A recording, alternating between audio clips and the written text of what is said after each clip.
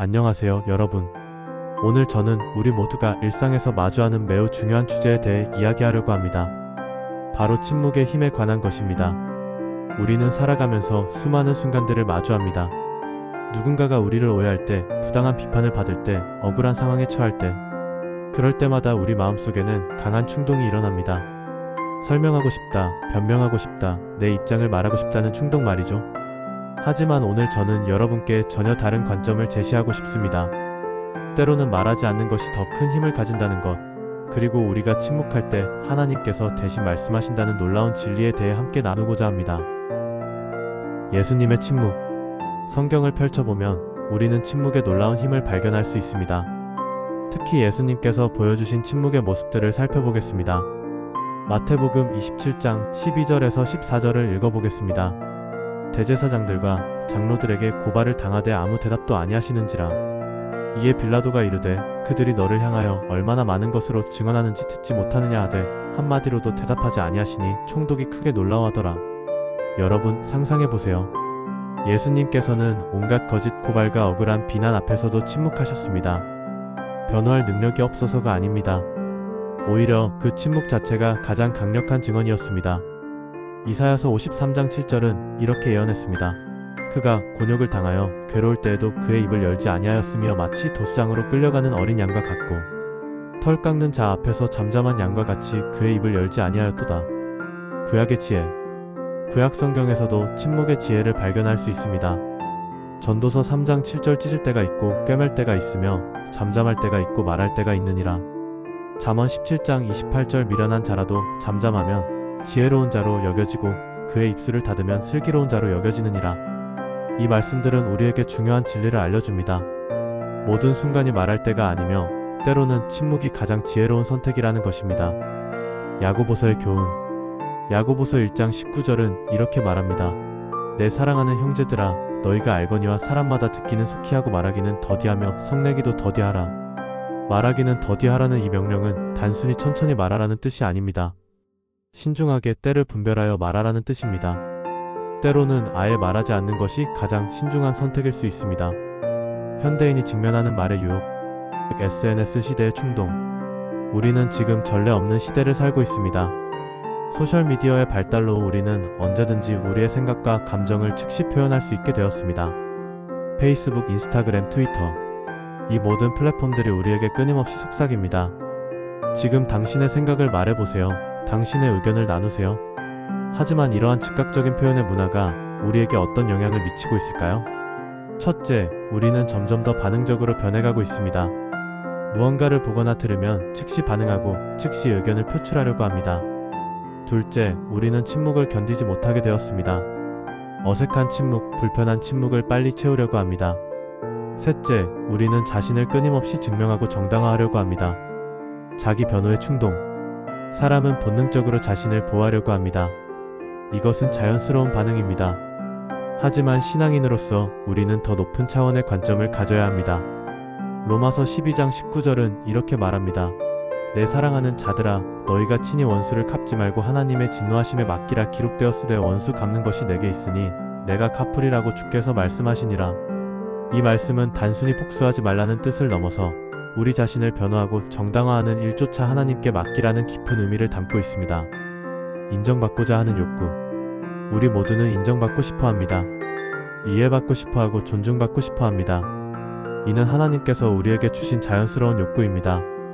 하지만 이 욕구가 우리를 끊임없이 말하게 만들고 자신을 드러내게 만들 때는 주의해야 합니다. 마태복음 6장 1절은 경고합니다.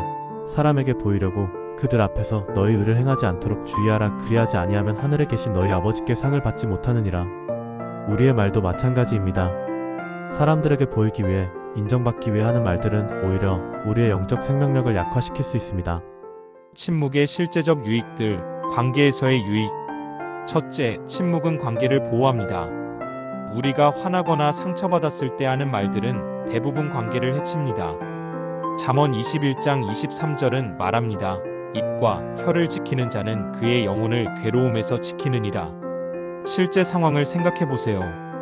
배우자와 갈등이 있을 때, 직장에서 동료와 마찰이 있을 때, 친구와 오해가 생겼을 때, 그 순간에 하고 싶은 말들을 모두 다 한다면 어떻게 될까요?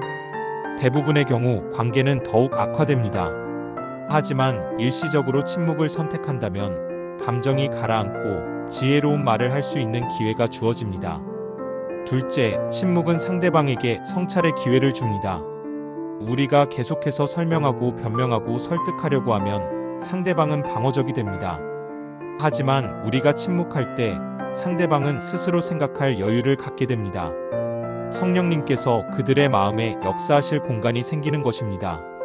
개인적 성장에서의 유익. 첫째, 침묵은 우리의 영적 감각을 예민하게 만듭니다. 열왕기상 19장에서 엘리야는 하나님의 음성을 들었습니다. 그 음성은 바람에도 지진에도 불에도 없었습니다. 세미한 소리에 있었습니다. 하나님은 종종 조용한 음성으로 말씀하십니다. 우리가 계속 말하고 있다면 이 세미한 음성을 들을 수 없습니다. 시편 46편 10절은 말합니다. 너희는 가만히 있어 내가 하나님됨을 알지어다.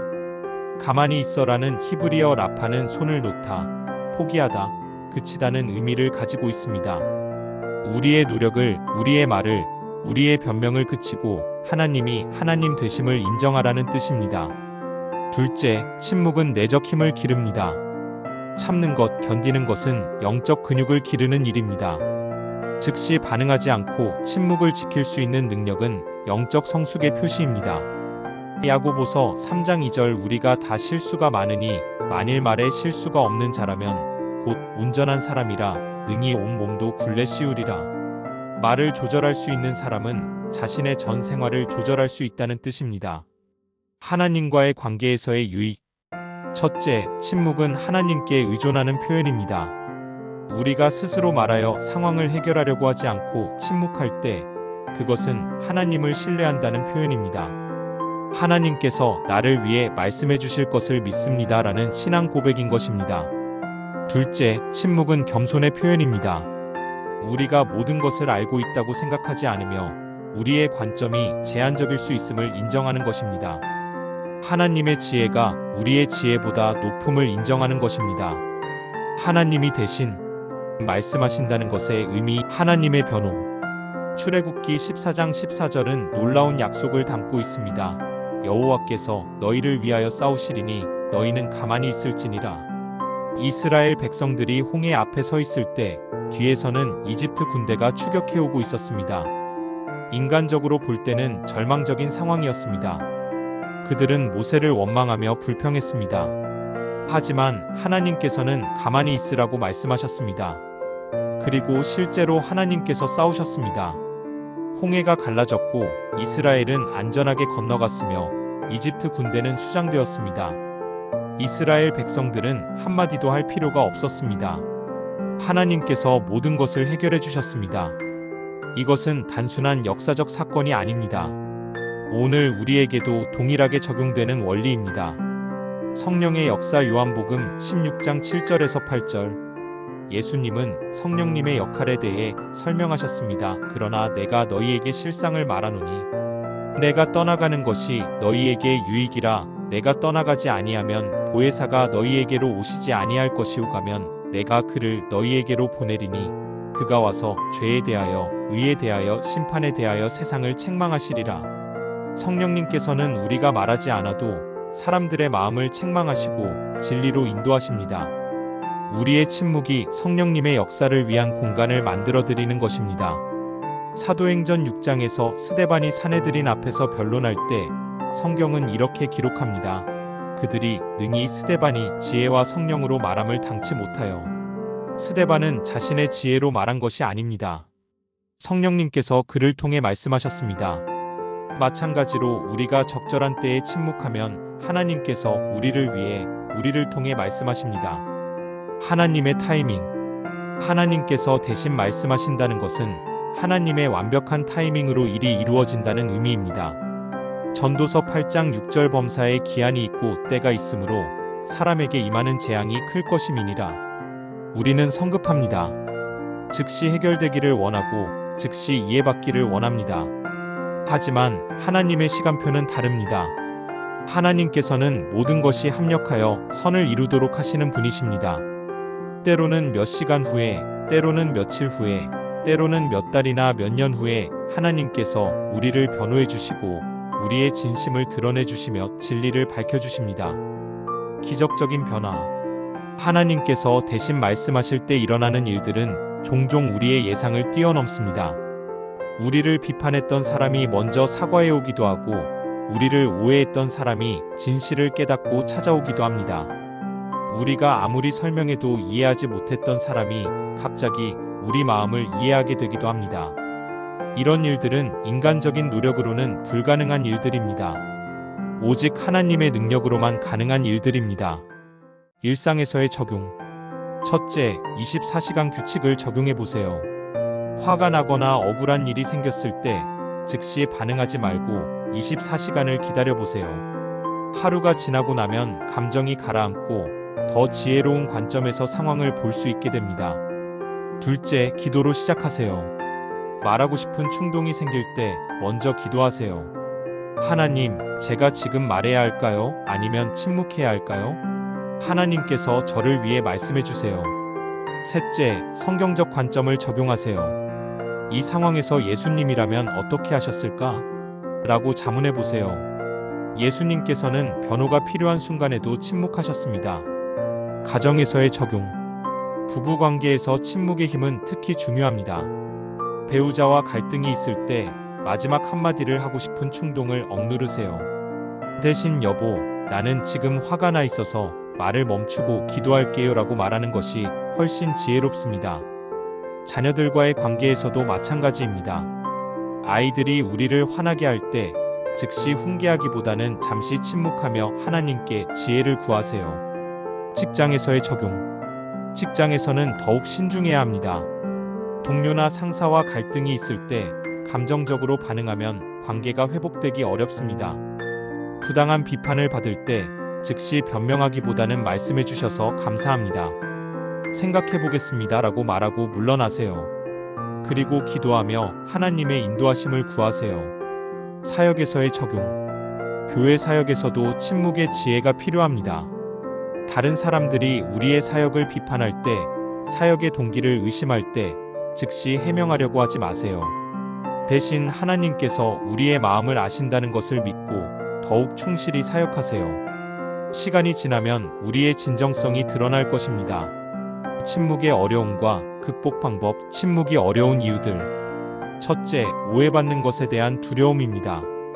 우리가 침묵하면 사람들이 우리를 잘못 이해할까봐 걱정됩니다. 내가 말하지 않으면 내 잘못을 인정하는 것으로 여겨지지 않을까? 내가 약한 사람으로 보이지 않을까? 하는 두려움이 있습니다. 하지만 기억하세요. 예수님께서도 침묵하셨을 때 많은 사람들이 오해했습니다. 하지만 그 침묵이 결국 가장 큰 승리로 이어졌습니다. 둘째, 통제하고 싶은 욕구입니다. 우리는 상황을 우리가 직접 통제하고 싶어 합니다. 우리의 말로 상황을 바꾸고 싶어 하고 사람들의 생각을 바꾸고 싶어 합니다. 하지만 이는 결국 하나님의 영역을 침범하는 것입니다. 셋째, 즉각적인 해결에 대한 조급함입니다. 우리는 빨리 해결되기를 원합니다. 빨리 오해가 풀리고 빨리 인정받고 빨리 관계가 회복되기를 원합니다. 하지만 하나님의 타이밍은 우리의 타이밍과 다를 수 있습니다. 극복을 위한 실천 방법들. 첫째, 하나님에 대한 신뢰를 키우세요. 매일 성경을 읽고 기도하면서 하나님의 신실하심을 경험하세요. 과거에 하나님께서 어떻게 우리를 도우셨는지 기억하세요. 그분은 지금도 동일하게 우리를 도우실 것입니다. 둘째, 영원한 관점을 가지세요.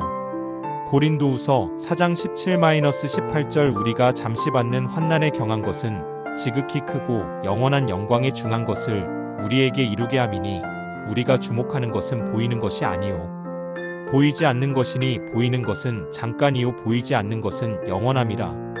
지금 당장의 상황보다는 하나님 나라의 영원한 관점에서 생각해 보세요. 셋째, 성령님의 도우심을 구하세요. 로마서 8장 26절 이와 같이 성령도 우리의 연약함을 도우시나니 우리는 마땅히 기도할 바를 알지 못하나 오직 성령이 말할 수 없는 탄식으로 우리를 위하여 친히 간구하시느니라. 성령님께서 우리를 도우십니다. 우리가 어떻게 말해야 할지, 언제 침묵해야 할지를 가르쳐 주십니다. 성공적인 침묵의 사례들과 성경 속 침묵의 승리자들. 요셉의 경우 창세기에 나오는 요셉을 생각해 보세요. 그는 형들에게 팔려 이집트로 가게 되었습니다. 억울하고 원망스러운 상황이었지만 성경은 요셉이 형들을 원망하거나 자신의 억울함을 호소했다는 기록을 남기지 않습니다. 보디발의 집에서 억울한 누명을 쓰고 감옥에 갇혔을 때도 마찬가지였습니다. 요셉은 자신을 변호하려고 애쓰지 않았습니다. 대신 하나님께서 함께하심을 믿고 맡겨진 일에 충실했습니다. 결과적으로 하나님께서 요셉을 높이셨고 이집트의 총리로 세우셨으며 궁극적으로는 이스라엘 민족을 구원하는 도구로 사용하셨습니다. 다니엘의 경우 다니엘도 마찬가지였습니다.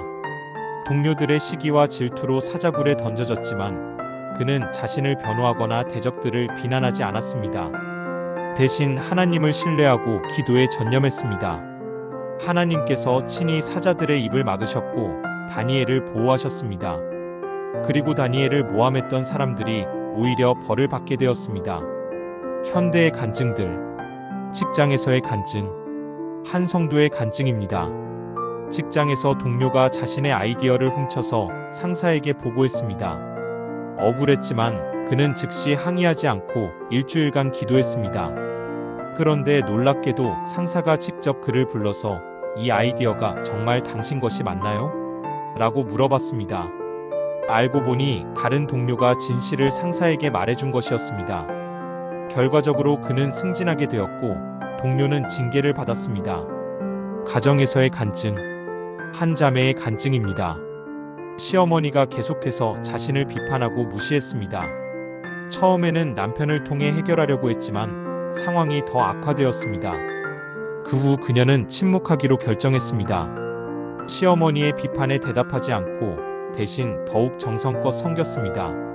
6개월이 지난 후 시어머니가 먼저 사과하며 당신이 얼마나 좋은 며느리인지 이제야 알겠다고 말했습니다. 교회에서의 간증. 한 목회자의 간증입니다. 교회에서 일부 성도들이 그의 사역 방식을 비판하며 교회를 떠나겠다고 협박했습니다. 처음에는 해명하려고 했지만 상황이 더 복잡해질 뿐이었습니다. 그는 3개월간 침묵하며 기도에만 전념했습니다. 그리고 평소보다 더욱 성실하게 목회했습니다. 결국 비판했던 성도들 중 대부분이 자신들의 잘못을 깨닫고 돌아왔고 교회는 이전보다 더욱 건강해졌습니다. 성공적인 침묵의 사례들과 간증. 성경 속 침묵의 승리자들. 요셉의 경우 창세기에 나오는 요셉을 생각해 보세요. 그는 형들에게 팔려 이집트로 가게 되었습니다.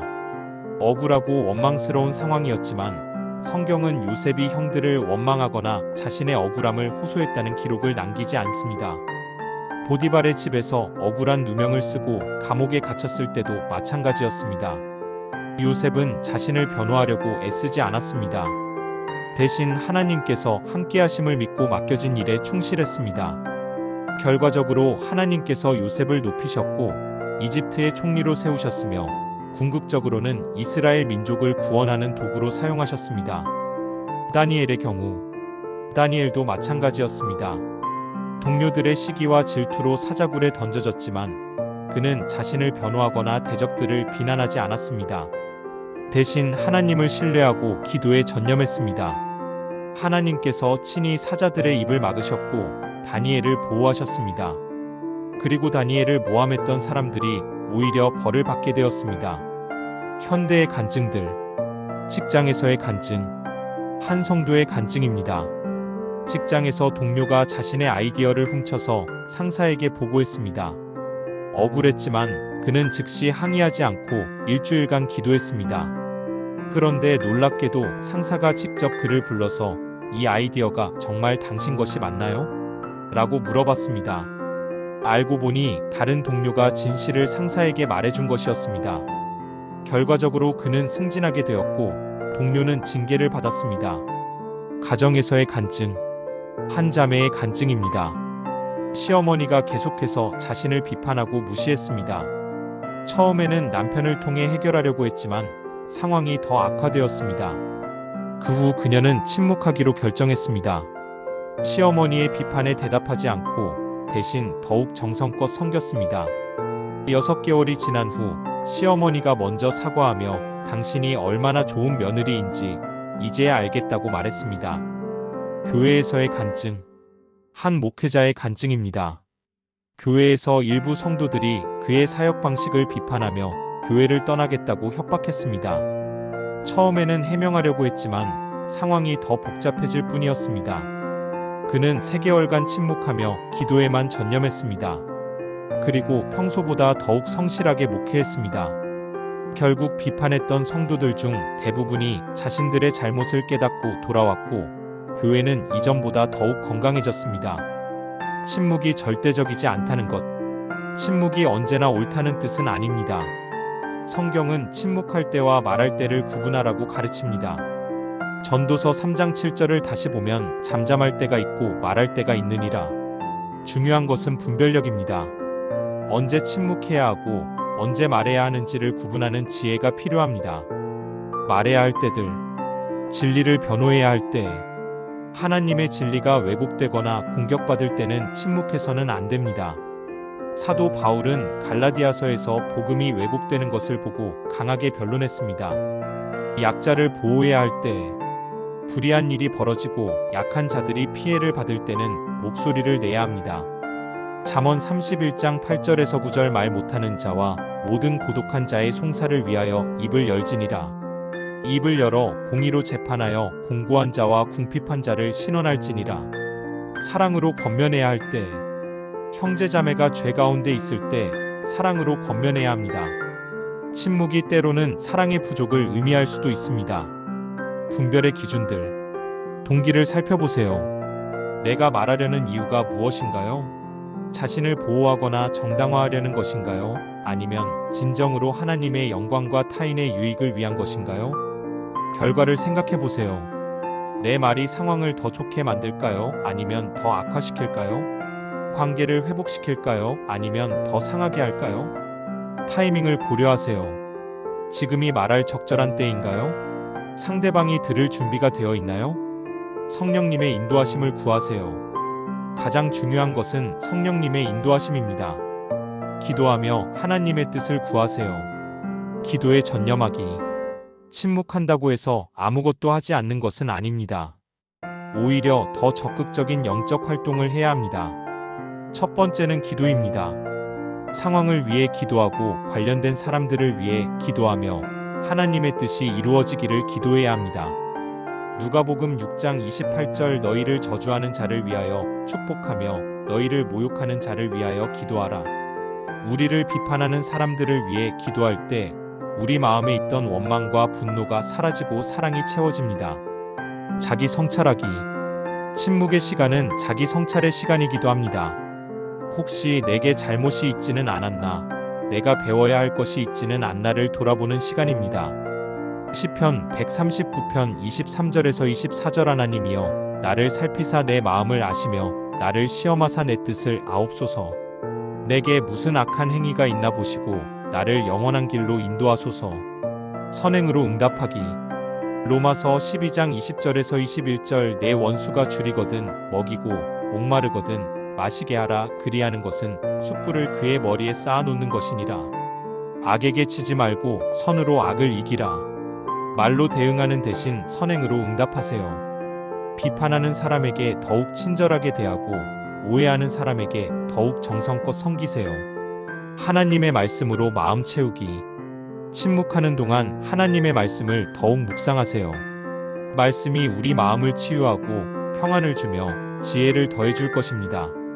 시편 119편 105절 주의 말씀은 내 발의 등이요 내 길의 빛이니이다. 기도에 전념하기. 침묵한다고 해서 아무것도 하지 않는 것은 아닙니다. 오히려 더 적극적인 영적 활동을 해야 합니다. 첫 번째는 기도입니다. 상황을 위해 기도하고 관련된 사람들을 위해 기도하며 하나님의 뜻이 이루어지기를 기도해야 합니다. 누가복음 6장 28절 너희를 저주하는 자를 위하여 축복하며 너희를 모욕하는 자를 위하여 기도하라. 우리를 비판하는 사람들을 위해 기도할 때 우리 마음에 있던 원망과 분노가 사라지고 사랑이 채워집니다. 자기 성찰하기.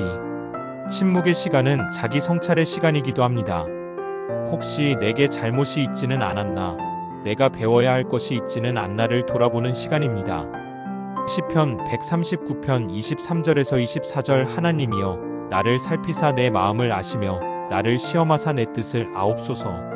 내게 무슨 악한 행위가 있나 보시고 나를 영원한 길로 인도하소서. 선행으로 응답하기.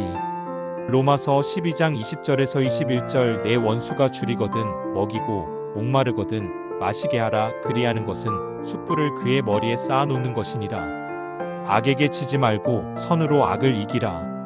말로 대응하는 대신 선행으로 응답하세요. 비판하는 사람에게 더욱 친절하게 대하고 오해하는 사람에게 더욱 정성껏 섬기세요. 하나님의 말씀으로 마음 채우기. 침묵하는 동안 하나님의 말씀을 더욱 묵상하세요. 말씀이 우리 마음을 치유하고 평안을 주며 지혜를 더해줄 것입니다. 시편 119편 105절 주의 말씀은 내 발의 등이요 내 길의 빛이니이다.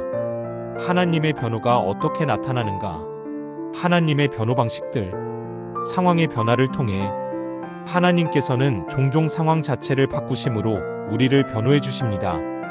갑작스러운 기회가 주어지거나 예상치 못한 도움이 나타나거나 문제가 저절로 해결되는 일들이 일어납니다. 사람들의 마음 변화를 통해 하나님께서는 사람들의 마음을 변화시키십니다. 우리를 비판했던 사람이 갑자기 우리를 이해하게 되거나 우리를 오해했던 사람이 진실을 깨닫게 됩니다. 진실이 드러나는 것을 통해 시간이 지나면서 진실이 자연스럽게 드러납니다. 숨겨진 것들이 밝혀지고 왜곡된 것들이 바로잡아집니다. 우리의 성품을 통해 우리가 일관되게 보여주는 성품 자체가 가장 강력한 변호가 됩니다. 말로는 속일 수 있어도 삶으로는 속일 수 없습니다. 하나님의 타이밍. 하나님의 변호는 우리가 원하는 시간에 일어나지 않을 수 있습니다. 때로는 즉시, 때로는 몇 달 후, 때로는 몇 년 후에 일어날 수 있습니다. 하바국 2장 3절 이 묵시는 정한 때가 있나니 그 종말을 향하여 달려가나니 거짓되지 아니하리라. 비록 더딜지라도 기다리라. 지체되지 아니하고 반드시 응하리라. 하나님의 시간표를 신뢰하고 기다릴 줄 아는 것도 신앙의 중요한 부분입니다. 예상을 뛰어넘는 결과. 하나님께서 우리를 변호하실 때 그 결과는 종종 우리의 예상을 뛰어넘습니다. 단순히 오해가 풀리는 것을 넘어서서 더 큰 축복으로 이어지는 경우가 많습니다. 로마서 8장 28절 우리가 알거니와 하나님을 사랑하는 자 곧 그의 뜻대로 부르심을 입은 자들에게는 모든 것이 합력하여 선을 이루느니라. 하나님께서는 심지어 우리를 공격하는 일들마저도 우리에게 유익이 되도록 역사하십니다. 핵심 메시지 정리. 오늘 우리가 함께 나눈 내용을 정리해 보겠습니다. 첫째, 침묵은 하나님에 대한 신뢰의 표현입니다. 우리가 스스로 모든 것을 해결하려고 하지 않고 하나님께 맡기는 것입니다. 둘째, 침묵은 성령님의 역사를 위한 공간을 만듭니다. 우리가 계속 말하고 있으면 성령님께서 역사하실 여유가 없습니다. 셋째, 하나님의 변호는 우리의 변호보다 훨씬 강력합니다. 하나님께서 우리를 위해 말씀하실 때 그 결과는 우리의 예상을 뛰어넘습니다. 넷째, 침묵은 영적 성숙의 표시입니다. 즉시 반응하지 않고 기다릴 줄 아는 것은 믿음의 성장을 보여주는 것입니다. 실천 도전. 이제 여러분께 실천적인 도전을 드리고 싶습니다. 이번 주부터 시작해보세요. 화가 나거나 억울한 일이 생겼을 때 즉시 반응하지 말고 24시간을 기다려보세요. 누군가가 여러분을 비판할 때 즉시 변명하지 말고 들어주셔서 감사합니다. 생각해보겠습니다 라고 말해보세요. 매일 10분씩 침묵 기도의 시간을 가져보세요. 일기를 써보세요. 침묵을 선택했던 상황들과 그 결과들을 기록해보세요. 하나님께서 어떻게 역사하시는지를 관찰할 수 있을 것입니다. 성경 말씀을 암송하세요. 침묵과 관련된 성경 말씀들을 암송하여 유혹이 올 때 말씀으로 대응할 수 있도록 준비하세요. 마무리 기도. 사랑하는 하나님 아버지, 오늘 침묵의 귀한 진리를 깨닫게 해주셔서 감사합니다. 말하고 싶은 충동이 일어날 때 주님을 신뢰하고 침묵할 수 있는 믿음을 주세요. 성령님께서 우리를 통해 우리를 위해 말씀해 주시는 것을 경험하게 해주세요.